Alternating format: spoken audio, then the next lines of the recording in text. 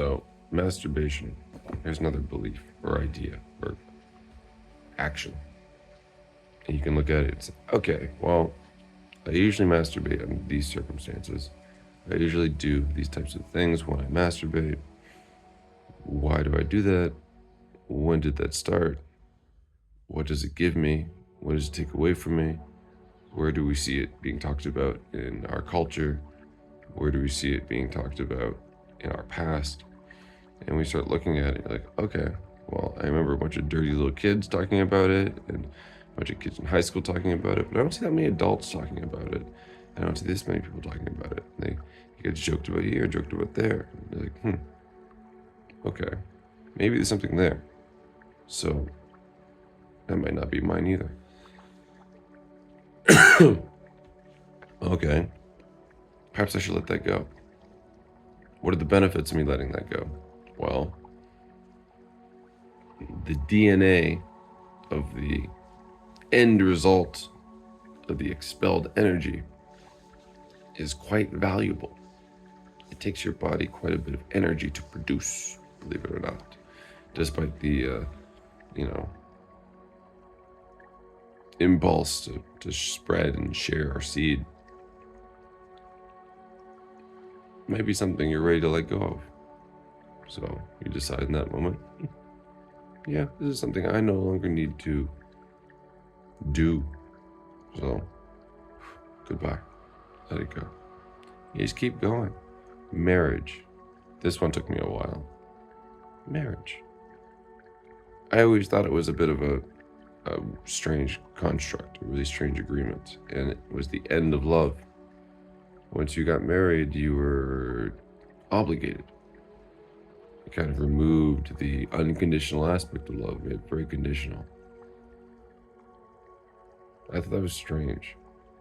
And I started thinking about it, and I go, where have I seen marriage?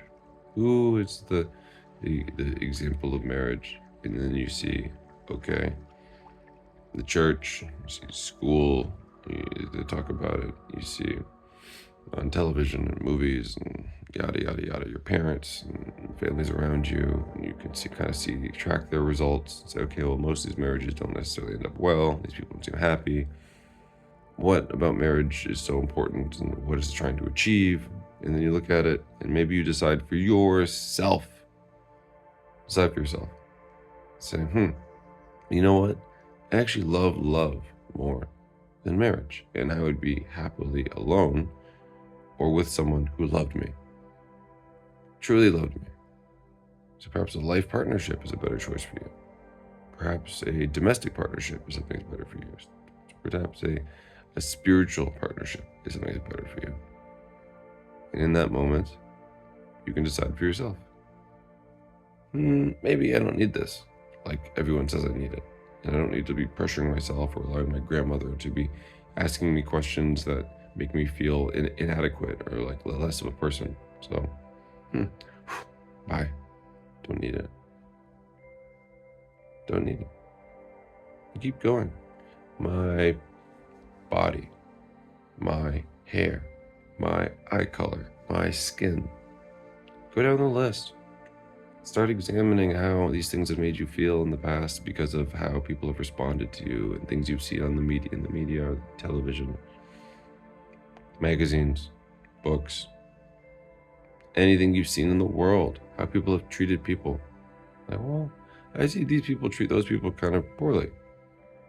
Why? Where? When? How often? And then perhaps there's something you could look at that and say, that doesn't seem right. I don't think I'm going to participate in that sort of experience anymore. Goodbye. I reclaim the energy of these types of interactions. And as you go about this process, you begin to free different aspects of you. And what that means is that when those triggering events that would normally touch that part of you come along, there's no longer anything there for it to trigger. So instead of it being, oh, hey, honey, why aren't you married yet? Oh, da da da da da. Why aren't you like, you need a good husband, you need a good wife, you know, all that stuff.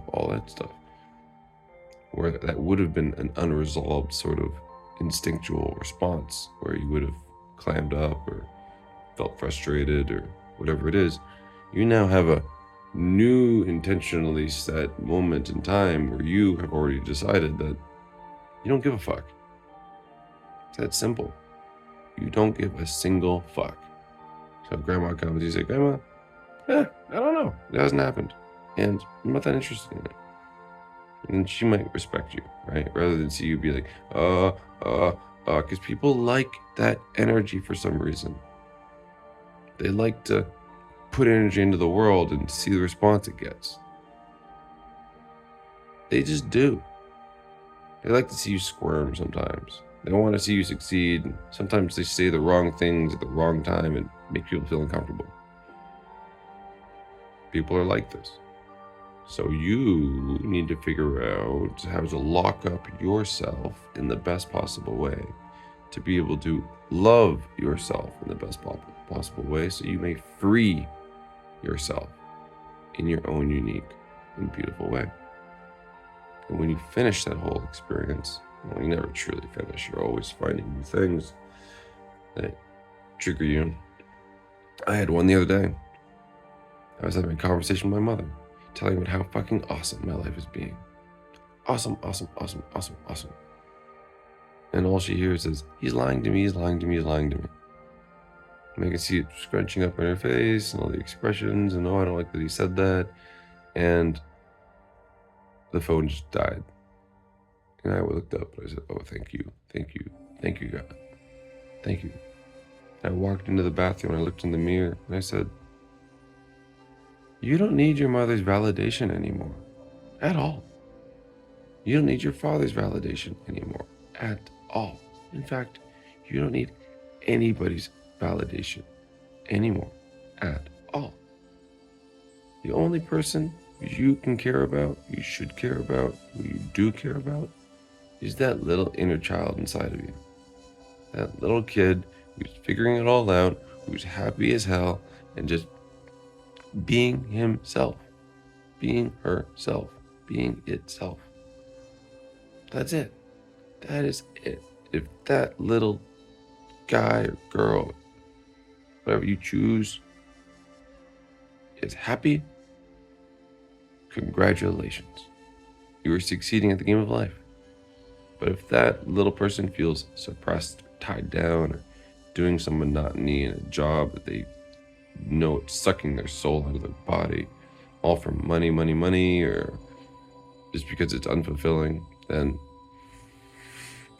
you might have some work to do, right? You might need to reconnect with you and figure out what the best way for you to start loving yourself and truly sharing that love with yourself. So self-love. Why self-love? Well, it all starts with self-love. If you can't love yourself, well, how the fuck is anyone else going to love you? Right? If I'm not fully lovable and fully aware of my beauty and my personal divine perfection, how is anyone going to see that? So that's why I always say start with self-love. Self-discovery begins with self-love, which means loving the parts of you that you may not like.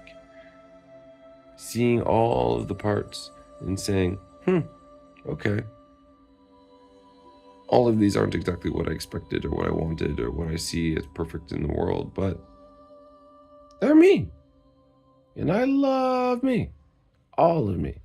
Even the little blemishes, the little things on your face, my little chicken pox on my face, my crazy hair, that I'm losing some of it here and it's growing in some other places that I may not want. I have hairy fucking ears. If you know me, I have hairy ears. Thanks, genetics. Grandpa, great grandma. I'm guessing this came from my mother's side of the family. Guessing. I don't want to throw blame. I'm taking responsibility, however. But yeah, that's me. I do. I have werewolf level hairy ears. Some people think it's cute. Some people think it's gross. You know what I think? I don't give a fuck. I don't care. They're my ears. Fuck off. I love them. just the way they are. Sometimes I shave them, sometimes I don't. They always grow back, whether I wax them or what. It doesn't fucking matter.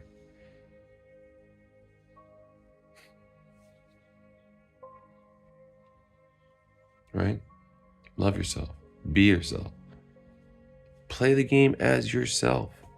So many people don't like what they have because there's no love there. So they go online and create a new persona. They play video games and they create new identities, or they play different games to do I started playing D&D recently. And I see all these people that are living out these other lives, which I think is really cool. I think it's super actually fucking cool. Like cool. But I also realized I'm living my own life in my magical mode where I love who I am. I don't know or want to or care to try to play at anybody else. I am God in my own reality, personally, in my head, because I decide to.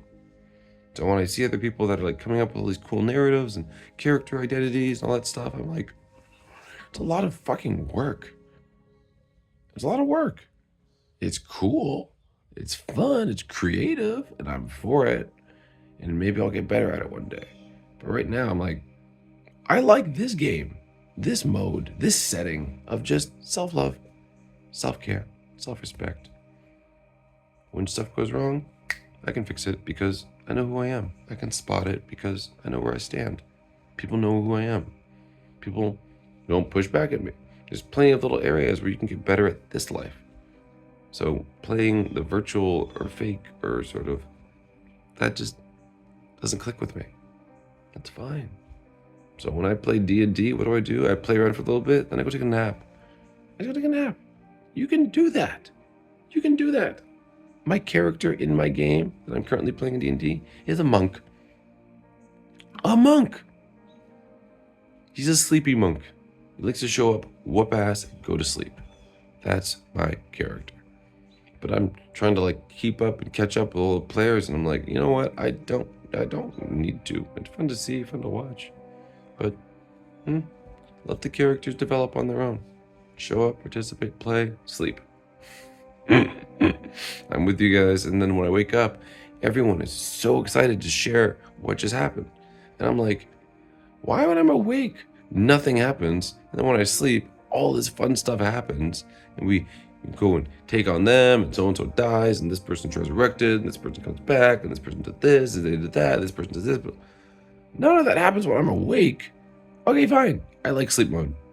I'm gonna show up, start playing, yada yada yada. Yeah, maybe do this, do that. Oh, I died. Ooh, okay, I'm gonna take a nap. That's how I choose to play that game. It's my sleepy time. And they all let me do it. All of them. They're like, hey, welcome back. I'm like, hey guys, I feel much better. What's going on? Well, and they go on and on and on and on and on and on. Oh, and then this happened and that happened, and then we went here and then we went there, and then we saw these persons. And I'm like, cool, nice, awesome. Anything else I need to know? I'm like, oh yeah, we're back here, and then so and so's not a good guy anymore, and so and so this, and then that happened. Sick, cool. I'm back up to speed. Let's go. But that's confidence, self-respect, self-awareness. And that breeds self-love, self-confidence, self-courage, right? Crushes all the fear and makes you capable of doing whatever is right for you. And that is different for everybody.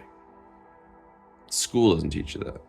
School teaches you how to segregate yourselves into little cliques and do what they do. I was a leader from day one in school. Maybe a little too much. Maybe a little misguided. Got identified as the ringleader of a gang at 13. Okay, sure. And that caused me to clam up. Realized that I had control that I didn't necessarily know how to control. Now, I am definitely the ringleader of a lot of gangs. Gangs of love. Gangs of men who are striving to be the best version of themselves. So today is the beginning of Men's Group. No cool name yet. Maybe it comes, maybe it doesn't. Just Men's Group. What kind of men's group? The type where men hold men accountable and men become better men in the community. Men become stronger mentally so that they can protect their community, right? So they can protect their family, so that they can be the shining light, the pillar of protection, the guiding influence, the wise sages of their community. This is my mission. This is my goal, right? Women, if you want to work, we will find work for you. Men, obviously you're going to work. However, I want you to work on yourself. Start with you. Start loving yourself, caring for yourself, protecting yourself, being open with yourself, allowing yourself to feel, allowing yourself to grow, allowing yourself to have those moments where you're not so on, right? Not always perfect. We're just going to start with you. I will show you. I will teach you. I will guide you. I will be getting better in that process. You don't learn if you don't try. It's that simple. I'm starting a 12-week facilitator program so that I can learn to facilitate safely and get men to start moving in the right direction. I don't need to make it all up. I don't need to just pretend I know what I'm doing. I can admit I do not know. However, I'm rising to the challenge. I know there's a high bar that needs to be set so we can move forward. So what am I going to do? Just rise to it. One day at a time. I'm going to start with a run right now. And then maybe a little meditation. Some books. Yoga, maybe. Oh, it's 4th of July. No yoga. No bins today. Just patience. That's it. Meditation, running, books. We'll take it from there. So, thank you for listening today. Much more calm, cool, collected direction. It's amazing how a rant versus a, satsang or sermon or sharing is just about the frequency of the energy. I spent all of my time more down here in my chest today versus the rant that goes in there. What the fuck? Right? It's just different energy. Not so much different. It's the same energy, just channelized. Move to a different frequency. I don't believe in light or dark energy. I think there's just energy. That's it. It's all energy. Same source. It's us who overcomplicate it and say, ooh, that's dark energy. Ooh, that's this energy. It's either you're generating energy or you're sucking energy. That's it. Either you're a black hole where nothing comes out and you're just sucking all in. Nothing left and everyone feels empty around you. Or you're a white hole. Just constantly ever flowing, spewing energy. Every direction, radiating all the time. I have people come up to me and they say, after hanging out with me, they're like, I would feel good around you. Good. He's like, I always feel high energy around you. I'm like, yeah, because I'm donating constantly. Donate. Life is good. When you're around that, you'll entrain to me. This guy is tuning his entire tool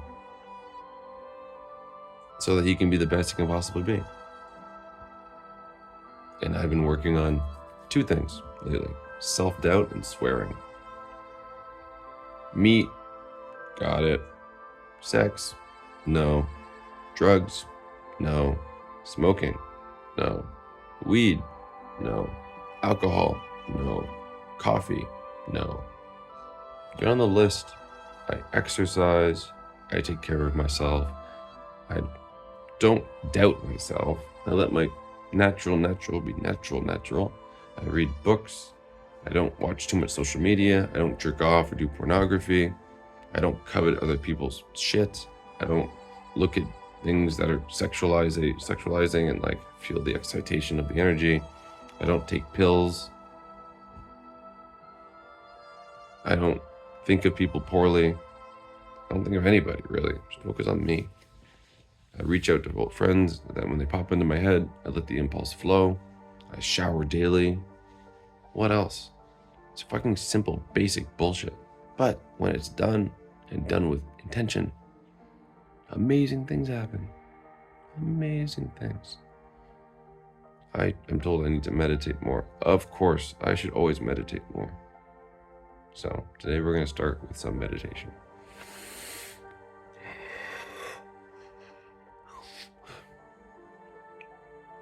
And some japa. Yesterday I stopped by Chaotic Good.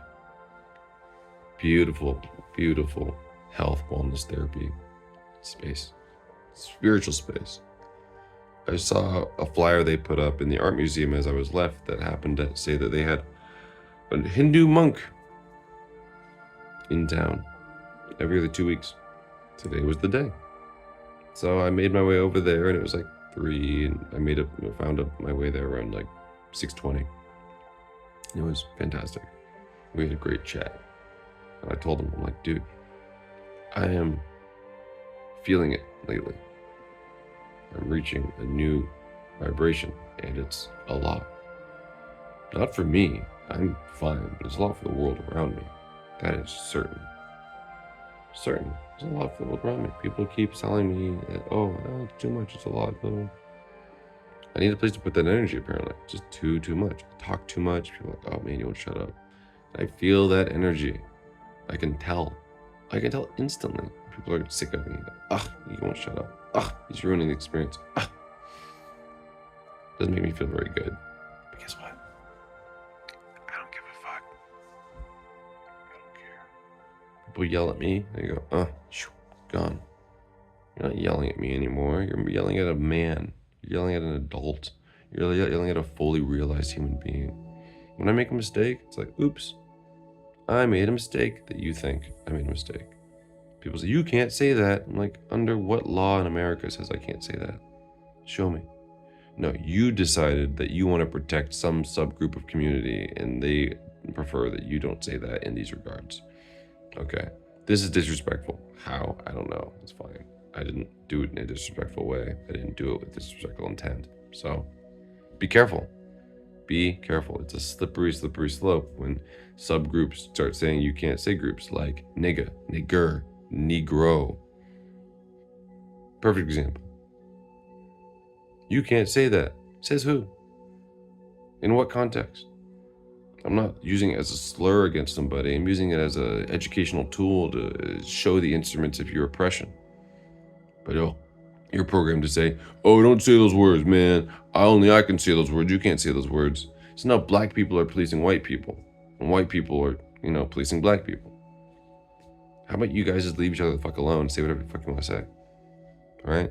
I'm going to show you how the word Negro is more racist than nigger. I will show you with stats, with words, with history, how it's been used as a tool of oppression to subjugate one group of people year after year after year after year after year to make all these laws legal. Legal. Prison system, legal. Legal. Right? Jim Crow, legal. All that stuff, legal. Because of how they use words to identify people, to subjugate them. That is my promise. I will show it to you. And with that, I'm going to close it up today. Good morning. Let's have a little morning intention setting. When we bring up our hands into prayer position, what are we doing? We're creating a triangle. It's the most powerful shape that there is. It's the first shape, in fact, right? First you have a dot, then you have a line, and then the first shape you can create with a line, well, a closed loop line would be a circle, but the first straight line shape would be a triangle. When you do a triangle, you bring your palms together. You want all the pads of your hands to connect, and you want your equilateral sort of separation, if it's an equilateral triangle between your wrists and the bottom of your wrist. So like here, right? Bring that close to your chest. And you're creating a loop, a cycle, so that energy can flow through you and around you, through the contact points of your hands. Sit up straight, take a deep breath.